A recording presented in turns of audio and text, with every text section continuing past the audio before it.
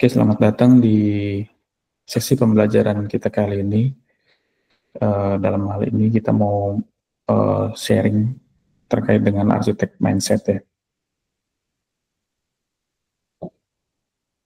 Ya, eh, apa sih, arsitek mindset gitu ya, yang masih terkait dengan dunia software arsitek ya. Jadi software arsitek ini memiliki mindset ya, mindset yang kita harus pelajari.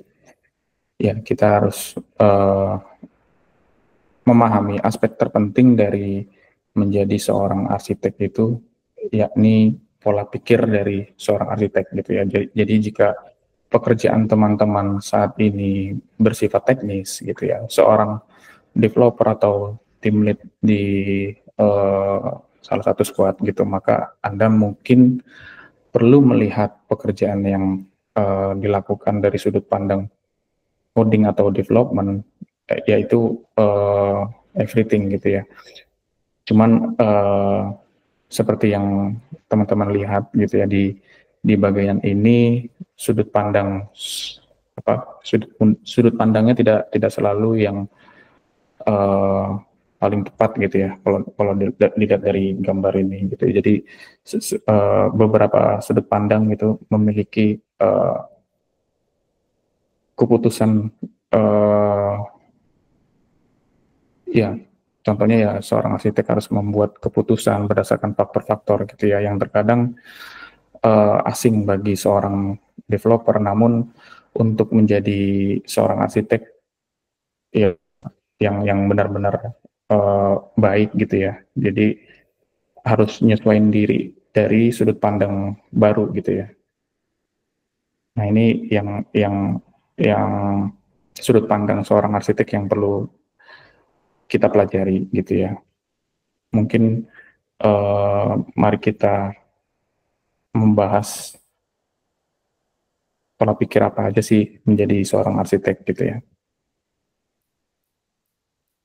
Oke, perubahan pola pikir yang paling besar yang perlu Anda lakukan gitu ya, ketika menjadi seorang arsitek adalah memahami bisnis ya, bisnis yang dijalankan oleh klien atau customer yang meminta atau yang nge-request goals apa yang perlu Anda kerjakan gitu ya. Contoh ya, mungkin poin uh, yang perlu kita mengerti gitu ya.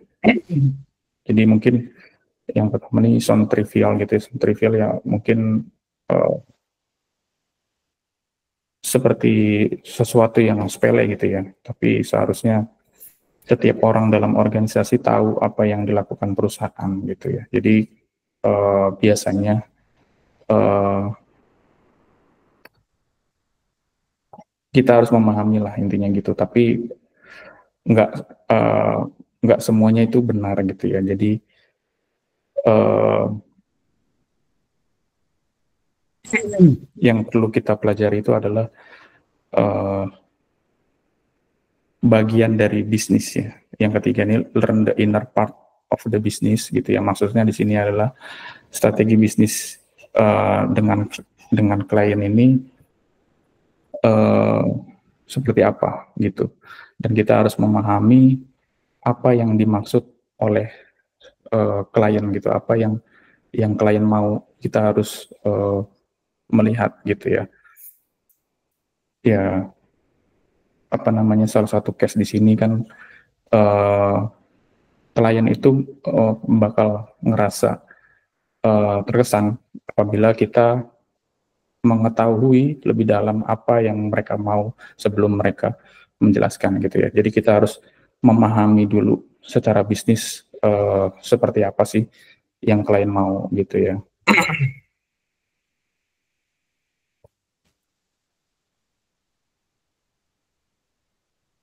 Ya, salah satu pemahaman bisnis itu kita bisa tahu ya eh, poin-poin yang perlu kita familiar gitu ya. Yang pertama ini weakness ya, kelemahan, kemudian kekuatan ya, strength, kemudian competition gitu ya. Ini artinya lebih ke pesaing dari bisnis itu seperti apa gitu, kemudian strategi growth-nya gitu. Dan setelah kita memahami semua ini gitu ya, kita bisa mulai membicarakan arsitektur dan teknologi seperti apa gitu, yang apa namanya, yang menjadi goals gitu ya. Salah satu kesalahan yang paling umum gitu ya, biasanya arsitek melihat sistem yang mereka kerjakan sebagai sistem yang uh, berdiri sendiri gitu ya. Padahal apa yang dikerjakan itu adalah mencakup keseluruhan organisasi gitu ya. Nah itu penting memiliki mindset sebagai seorang arsitek karena harus mengetahui secara bisnis keseluruhan seperti apa gitu. Jadi karena ini mengingat keberlangsungannya juga gitu ya. Dari 4 poin ini sangat penting untuk kita perhatikan. Kemudian sistem goals-nya gitu ya, kita bicara tentang goals gitu ya. Setelah kita memahami bisnis, mempelajari segala hal yang perlu diketahui gitu ya, saat melihat sistem lebih spesifik yang kita kerjakan, yaitu hal yang pertama kita perlu perhatikan itu adalah goals ya. Goals are not requirement gitu ya. Goals ini berbeda dengan requirement. Tidak, not what the system should do gitu ya. Jadi nggak seperti kita mengetahui apa yang seharusnya sistem lakukan gitu ya. Ini kan kalau ini bicara terkait dengan requirement gitu ya. Kemudian requirement itu kan bukan goals gitu. Yang penting kita bisa membedakan keduanya, yang penting gitu sih. Kemudian yang selanjutnya ini goals ya. Goals apa namanya? Goals efek dari goals describe the effect on the organization gitu ya. Ketika kita bicara dengan goals, kita bicara dengan dampak ya, dampak yang akan dihasilkan pada organisasi ini. Bisa berupa apapun ya, tetapi harus jelas juga bagaimana ini kita bisa mempengaruhi hasil akhir dari organisasinya gitu ketika kita menyelesaikan goals tersebut gitu ya. Itulah makanya kita alasan kita memahami atau menyadari goals, tujuan dari sistem itu ya, karena sebagai arsitek kita harus punya pola pikir gambaran besar gitu ya. Kita harus mengetahui lingkungan di mana sistem kita akan beroperasi dan tugas utama yang akan ditanganinya gitu. Nah biasanya yang ketiga ini usually described by the client. Klien akan memberitahu Anda gitu ya terkait goals sistemnya seperti apa sih gitu ya. Tapi ini kan tidak selalu nggak selalu seperti ini juga gitu. Tapi biasanya di organisasi juga ada tim produk gitu misalnya. Ini katakan tim produk sebagai klien kita kan gitu ya. Jadi misalnya dalam case ini ada permintaan yang dari klien merancang arsitektur tertentu, spesifikasinya udah jelas gitu ya, service-nya udah jelas, UI-nya udah jelas, sudah didefinisikan juga. Tapi ketika kita ngediskusiin posisi apa yang kita buat dalam organisasi ini, terkadang tidak cocok gitu apa yang kita buat, akhirnya seringkali sistem nggak dipakai gitu ya. Nah itu pentingnya kita memiliki pola pikir mindset secara organisasi ya gitu. Jadi tidak hanya melihat dari sudut pandang goals gitu, tapi apakah goals ini sesuai dengan yang organisasi mau. Nah itulah yang harus kita pikirkan gitu ya.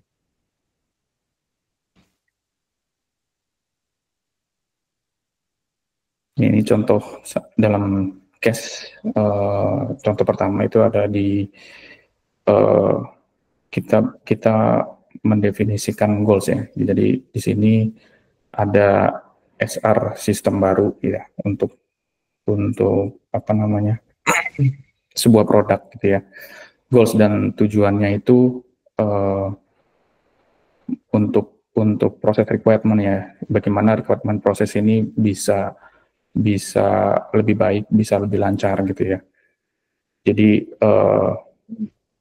bagaimana supaya menarik kandidat yang lebih baik, contohnya seperti itu gitu. Nah itu adalah salah satu goals-nya gitu ya. Jadi tentunya kita ngebantu perusahaan dalam membangun produk ini lebih baik dan lebih cepat sehingga meningkatkan pendapatan perusahaan gitu. Nah ini adalah salah satu mindset sebagai apa namanya software arsitek ya dalam mendefinisikan goals gitu ya. Jadi kita bisa melihat bahwa tidak hanya kita membuat HR system, tapi kita bagaimana caranya HR system yang kita bangun ini bisa membuat atau meningkatkan pendapatan perusahaan gitu. Nah itu sebenarnya banyak cara-caranya gitu ya. Kemudian ya salah satu contohnya ini juga report dan mapping criminal incident ya. Ini requirement contoh klien kita di kepolisian gitu misalkan, atau di katakan pemerintahan kota lah gitu ya. Jadi tujuannya di sini bagaimana meningkatkan respon time gitu ya, polisi terhadap insiden gitu ya. Kemudian yang kedua, gimana caranya ngedorong penduduk-penduduk baru gitu ya untuk pindah gitu ya ke kota gitu misalkan. Nah inilah organisasinya kan large city gitu ya. Jadi tentu kita bisa mendorong gitu ya ke klien kita. Katakan klien kita ini wali kota gitu misalkan. Ya dengan definisi sistem kita bisa menjelaskan ke wali kota terpilih, ke wali kota itu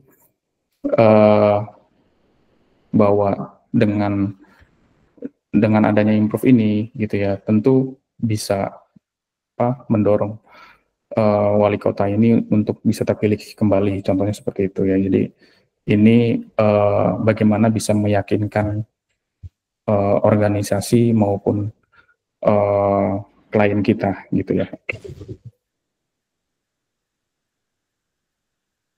Dan salah satu case yang selanjutnya ini kita bicara di organisasi small startup ya gitu ya. Jadi sistem yang mau kita buat itu terkait dengan flash sale gitu ya. Dan tujuannya itu ada dua. Yang pertama itu lebih ke revenue ya. Bagaimana kita menghasilkan uang secepat mungkin lah gitu ya. Kemudian yang kedua menarik investor gitu ya tentunya. Nah, bagaimana goals ini bisa tercapai gitu ya?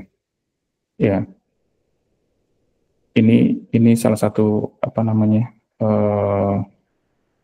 pemikiran arsitek yang perlu diyakinkan kepada klien gitu ya terhadap goals tersebut. Oke, kemudian aspek lain dari seorang arsitek gitu ya, kita harus mengidentifikasi siapa klien kita gitu ya. Bahkan di sini adalah your client's client gitu ya. Jadi artinya bahkan kita harus mengetahui siapa klien dari klien kita gitu kan. Biasanya posisi kita ini sebagai software arsitek itu ada di departemen IT gitu ya. Kemudian di sini gambarannya ada sistem analis gitu ya. Kemudian ada end user.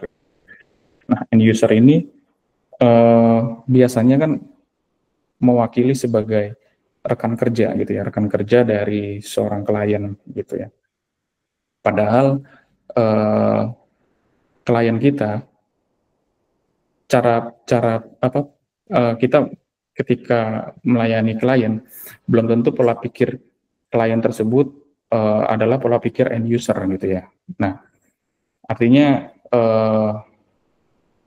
pola pikir kita juga harus diarahkan kepada klien dari klien kita gitu ya, dengan setiap keputusan yang arsitek buat itu harus memiliki dampak ya. Dampak harus memikirkan dampak kepada end user seperti apa gitu. Jadi kita bisa, jadi dengan pemahaman mindset arsitek kita bisa mengetahui secara menyeluruh organisasi kita, organisasi klien kita seperti apa gitu. Jadi ya case-nya karena biasanya kan klien kita itu biasanya hanya sekedar rekan kerja terhadap end user gitu. Jadi secara point of view apa yang diutarakan oleh klien belum tentu sama dengan point of view yang dilihat secara end user gitu ya.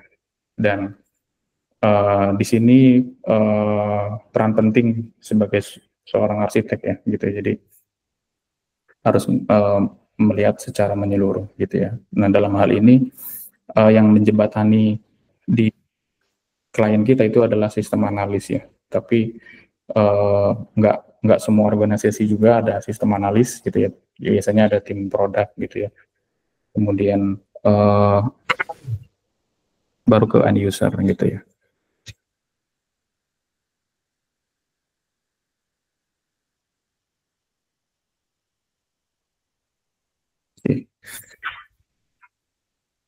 Ya, ini masih terkait dengan klien gitu ya.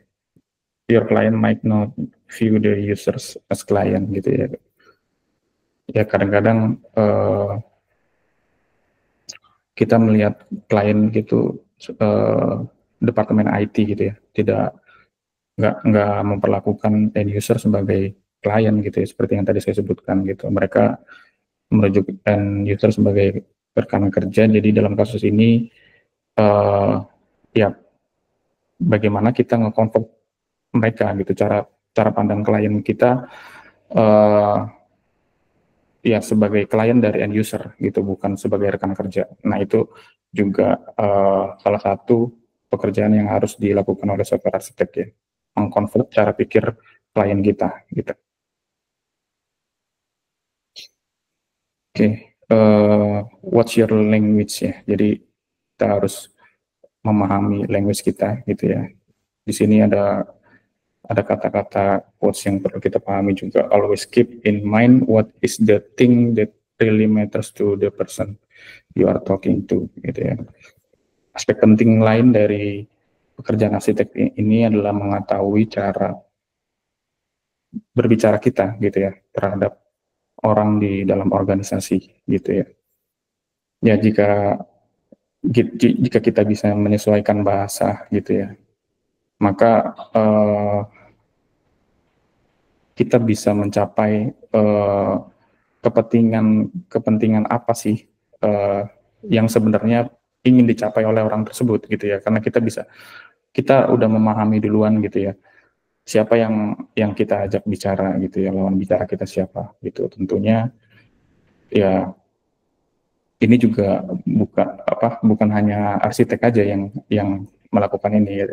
Posisi apapun ya ini penting untuk kita bisa menyesuaikan cara bicara kita sih gitu.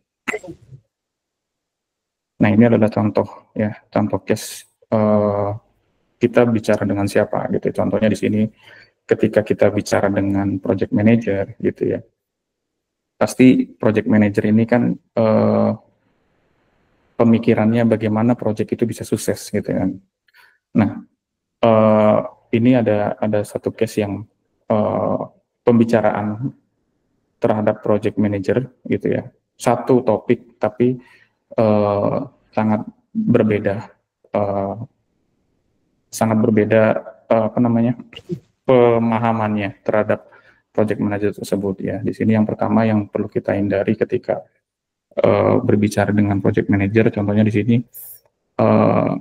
this is the latest greatest pattern and will be the first to test it out. We can write a blog post about it.